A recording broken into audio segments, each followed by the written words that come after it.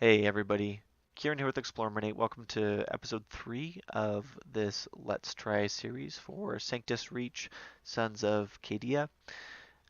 Last episode we are just straight playing, and that's great. We like to do that. This episode is going to be me cutting to 3 or 4 different levels and talking a little bit more about how upgrades work, talking a little bit more about, um, well, just showing off some cool missions. Imperial Knights. We're gonna show the start of the Fall of House of Noble, which is a pretty cool mission idea, and I don't actually know how that plays, but I'm excited to try that later on. But anyhow, this is meant to more be a hey, these are some things you look forward to if you like the base game, and we're gonna try to point out some of those differences. So let's get to it. All right. So for the first part of this video, wanted to show off one of the missions. This is the second main mission. Gonna remember, um, what I showed off in episode 2 was a skirmish. You typically have to complete anywhere between 2 to 3 skirmishes, it seems like, to unlock a mission, and there's like 9 set missions. They're kind of big set pieces. This is the second one. This is called the Knights Strike Back, I believe, and we started all the way over here, and we killed a bunch of orcs. And we killed a bunch of orcs. We've just been killing orcs, pushing through. And they've got a Gorknot. I don't really know how I'm going to deal with him yet. He's got a lot of people in him still, it looks like. Yeah, he does. Anyhow, to win, I just need to grab each victory point. Which, full disclosure, this is a save near the end of the mission because I was like, that would be cool to show off. So I actually just stepped on these in one. But I was like, let's show a little bit of combat with some awesome Imperial Knights because they are cool units.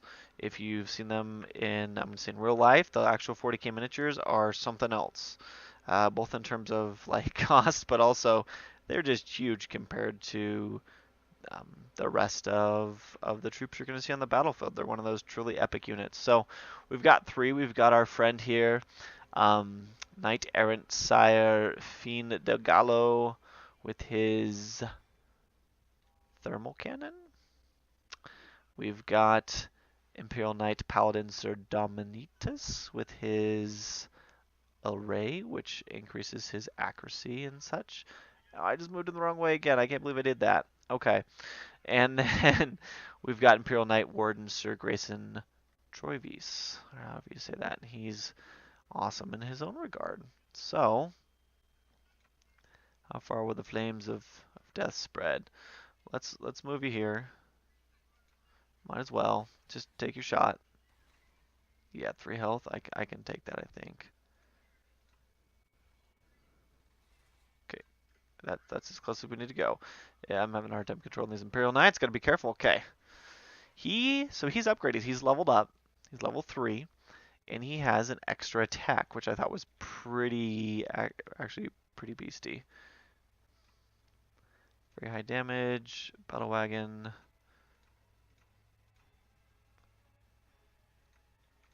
These are all broken. They pretty much are, aren't they? Well, we're going to Avenger a Gatling Cannon because we're going to take a lot of orcs out in the process. And it does a decent amount of damage. He's actually panicked, so that's actually pretty good. It's just sheer amount of firepower we're shooting at this thing. It's going to end the wagon, which then decides to break, thankfully. As for you, you have no one in range now. You've royally screwed up. Good job. This guy has been, not this guy. This guy has been awesome. He's got an inferno cannon on the front, so he goes around and starts things on fire. 2 turns left on my Psyker, who actually came up here, cast that, and almost died. Everything shot at him, but his little Psyker ability saved the day, which I was happy to see. Very low damage, even more very low. Let's see if we can finish off the battle wagon. That's decent damage. Oh, really? We're gonna miss it again? Come on, can you finish it? Oh, you're not going to. Well, that's a bugger. I'm afraid to move because I'm going to trigger reaction fire to anyone if I do. What do you have for weapons? We don't know, do we? I don't think they want us to know either. Run these guys up this way. I'm kind of going to stand this turn. I'm waiting to spam my Psyker ability, and I'm going to let the orcs take a round of fire, but this is kind of just demonstrating how some of the levels, I know episode 2 is actually kind of small scale. Like, this is pretty big scale, relatively speaking, and again, this is one of the bigger set pieces, I think is why. One of the main, I believe it's 9 missions, so that's why you're getting the Imperial Knights and all this cool stuff. And you're getting shot at by giant, their version of Imperial Knights that are just kind of gross looking.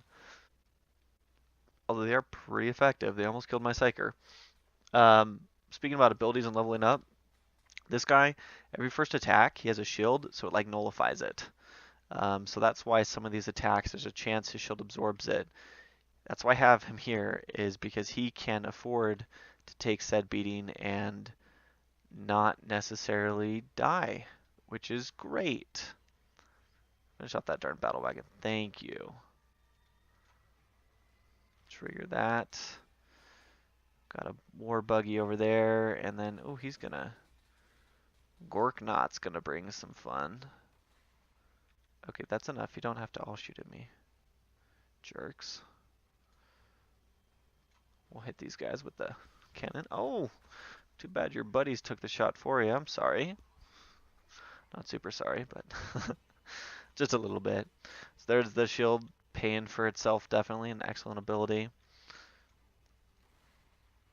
Oh, now his shields are disabled because of the way he got hit. So that does kind of stink. He has 2 actions. Reveals the map and gives accuracy bonus to all. Hit all enemy units within 12 tiles. That's nice. What's that looking like? Very low. Paladin cannon. I don't believe it. I don't believe it for 1 second. Oh, yeah, that is pretty low. Oof. There we go. Keep the flamethrower units back. Not that they would hurt me, but I'm going to try to move my infantry up. I just don't want them to ruin my day. It's as simple as that. See how the infantry cannon does here? Pretty good against the super cannon. Oh, let's finish that up. So you can see the Imperial Knights are just a load of fun to use because they're so tough. And then, can I use my Psyker ability in this one? I did want to show that off. Do you have that available yet? One turn remaining. We're going to run that one more turn here in a second. Alright, so just panned over here real quick so I can show my Psyker off. Again, this really just demos in a very good way how much more intense this game gets. I mean, we're going to engage this big old walker here in a second when it lets me. Come on, buddy, there you go. Let's chain sword it. Very low damage, that's okay. It's going to look awesome. Oh, that's cool. Did we even do any damage to this jerk? Oh, good, we got rid of some of his heavy armor. So we got our Goliath going at it. Let's throw this right here. So the Vortex is just an example of how, even though the Imperial Guard units are kind of weak, again, kaboom, the area effect is going to ensure that those guys do not have a very good day. I don't really know what we're supposed to use to kill this guy. I mean, that's alright, we'll leave it there. So this is the second mission, and eight victory points is a big deal. And these Imperial Knights are a pretty big deal. So that's Night Strike back. Let's take a look at a few other features of the game.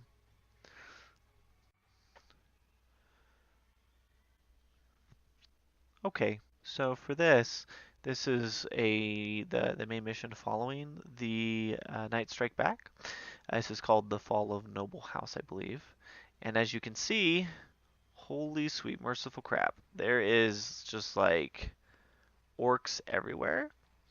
And we're going to reinforce this. I'm not actually going to play through this mission, but it started with a load of units you could choose from here, and then the biggest contingency here. Basically, you're trying to save these knights from certain death. Hold the point for 17 turns. And I actually did not realize the orc started here until I was done selecting the units. So you had 10,000 points to choose from. Remember in episode 2, I kind of showed the point system there and how you select them. In this, you have literally 10,000. That doesn't even count the Imperial Knights. They're just freebies. You were supposed to be able to carry 12 guys. Why are you not? There you go. It's like, why are you not carrying my men? So, we're going to show off the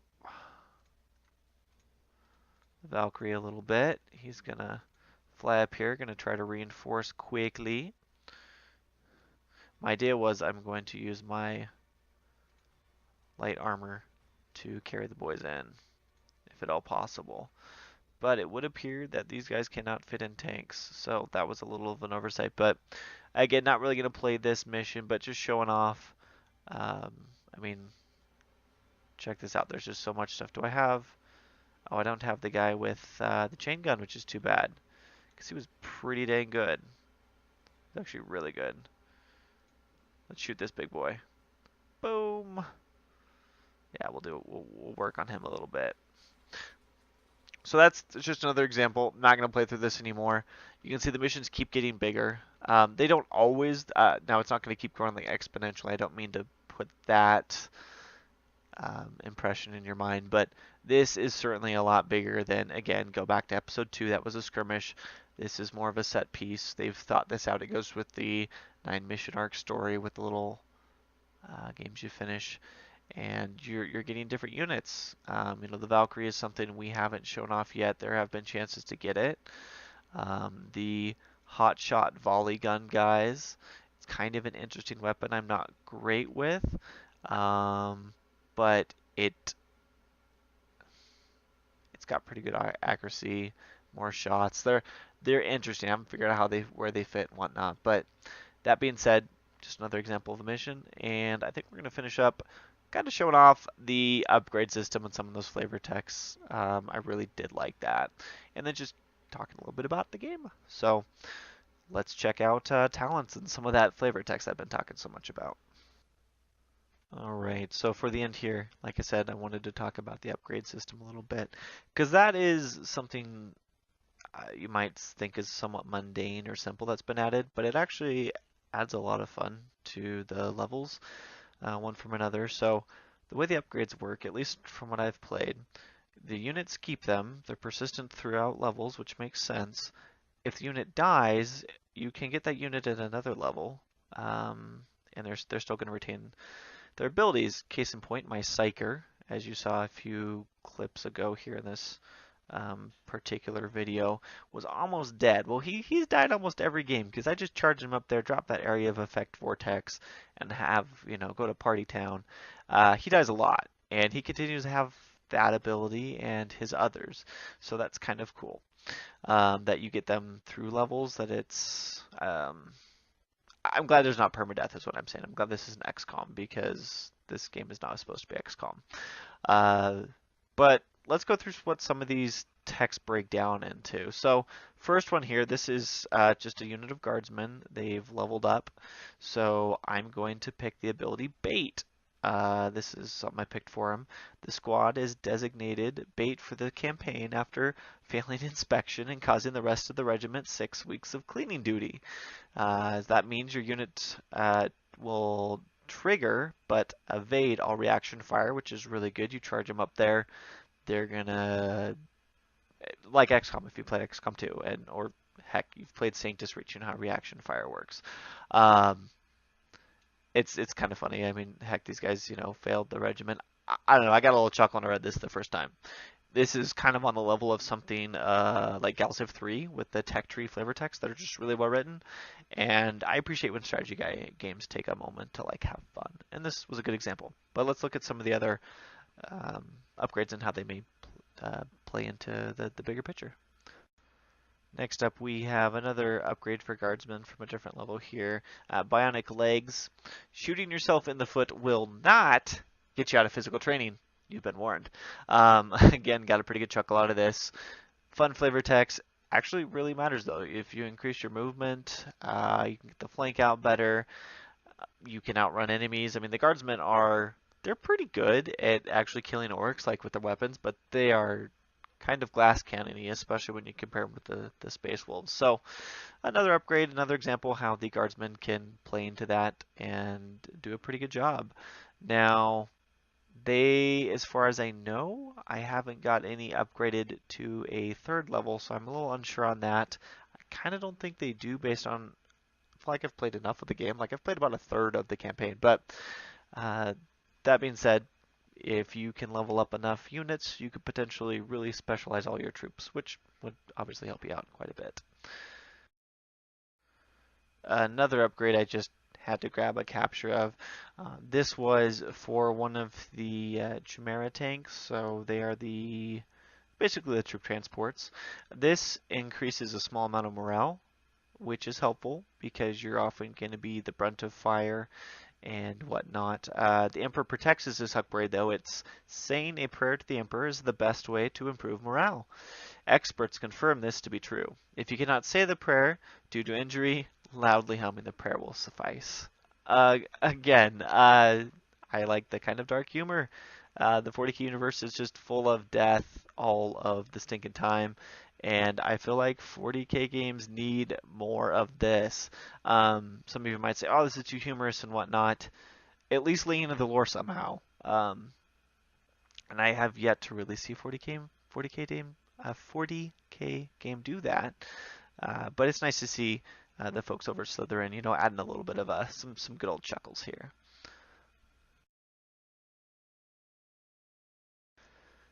And then last but not least, we have an ammo upgrade. This one's kind of funny. This ammo was supposed to be standard ammo, but a rounding error at the administratum sent them to the other side of the galaxy.